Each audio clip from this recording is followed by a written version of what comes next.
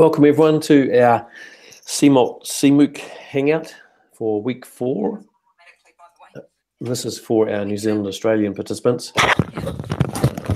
Yes, we have Lisa joining us, making lots of noise. Lisa getting her microphone going. So welcome to Lisa. And we seem to be having connectivity issues today, so there may be a few other people trying to connect, but hopefully you can at least watch this later. So yeah, week 4, what we're looking at is the wider context section of a CMALT portfolio. We had quite a nice discussion around this last night New Zealand time with Ian Upton from the UK. So you might want to watch the UK version of this Hangout, because we had quite interesting sort of thoughts and looking at how we apply this, particularly between the two different cultures of New Zealand and the UK. So today I guess we'll focus more upon the New Zealand setting, which is a little bit different to the guidelines that are in the CMALT guidelines online, because they are UK focused and specific. So this is particularly an area that you really need to contextualize for your local context. So anyway, I'm just going to turn some screen sharing on because my webcam is not working, and just to give us something to look at the actual outline of this week's activities. So I'll start the screen sharing.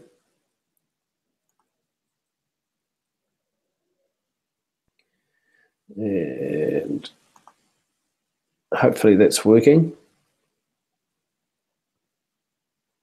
Let me just check because it looked a little bit funny. Oh yeah, okay, I think it's going okay. Just getting a little bit of reflection there. So week 4, exploring the wider context. So on our cmalt.wordpress.com site, you can see the outline of this week, and we're really looking at policies and strategies. So this is kind of like a higher level.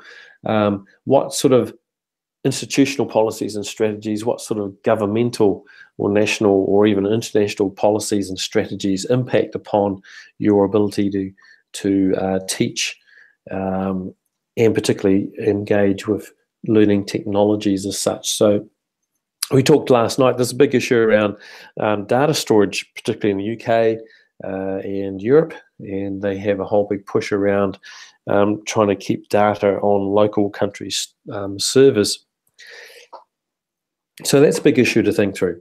So I guess it's about looking through what are some of the key issues around policy and strategy, trying to maybe pick 1 or 2 of those to discuss that you think are really relevant to your own practice and how they impact upon your own practice, and reflect on those.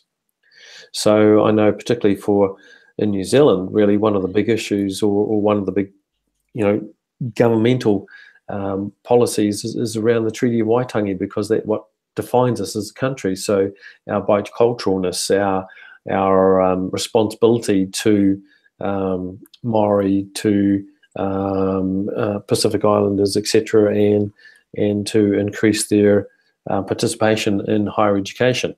So that's an issue to really discuss. I think another issue to discuss is governmental strategy, and particularly in New Zealand. This is quite interesting because I've got a link here to the current tertiary education strategy, but of course this is based upon the national government strategy, and we no longer have a national government. We have a Labour government, but we don't have an updated tertiary education strategy yet. So this is still the current one, and of course this is going to change because there's quite different priorities for the Labour government, but they haven't released a tertiary education strategy yet. So how will it be different to what is the current strategy? There are going to be some differences, and certainly around funding models is going to be quite different, and is quite different already this year with free fees for first-year students. So how do those impact your teaching practice? Has it changed enrolments for you or not? I think for most people it hasn't actually, but an interesting thing to discuss. And so these are the kinds of things that you really want to look at in this section of your portfolio.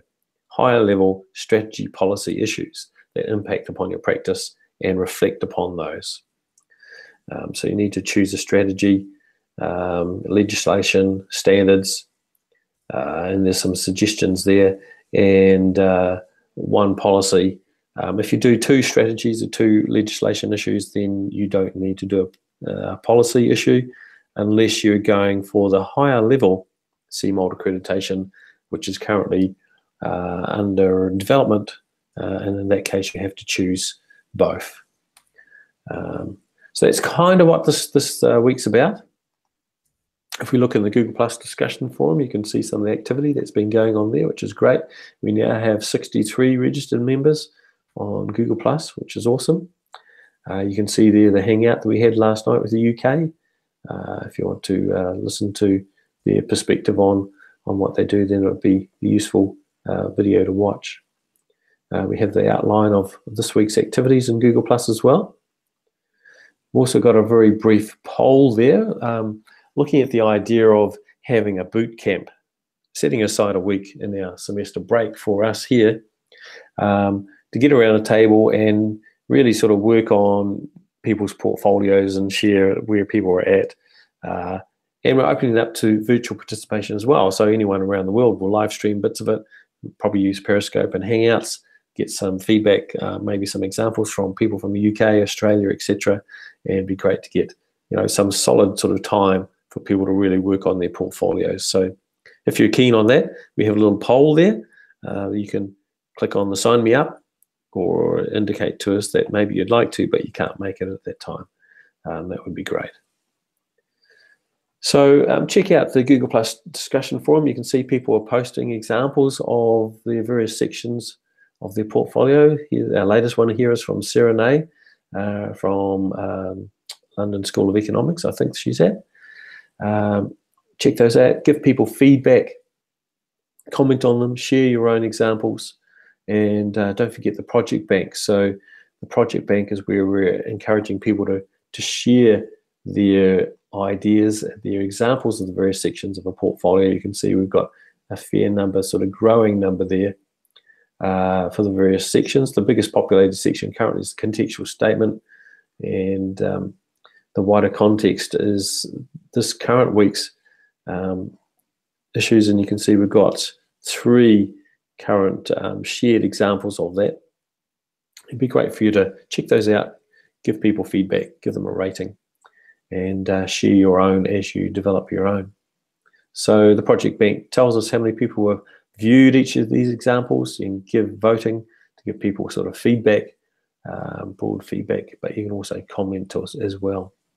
So to add your example to the project bank, all you're effectively doing is filling out a form and providing a link to your project example, which is living on your own portfolio online somewhere. So you choose the type of item that you're sharing from the list there, give it a title, give it an outline so we know what we're looking at, give yourself a self-rating, and then paste the URL to your example. You can also give yourself a little icon to make it, spice it up and make it look a bit cooler, and you can select your own icon. You can then also choose what version of Creative Commons license you would like to add to your contribution. So that's up to you. So there we go. That's kind of the lightning overview of where we're at this week. I'm going to stop the screen sharing because I'm getting a bit of reflection there. And yeah, so Shen has joined us as well. Great to have Shen on board. And looking forward to both Lisa's and Shen's examples that they'll be sharing with us. So looks like people had a bit of a problem joining today, but that's just the breaks.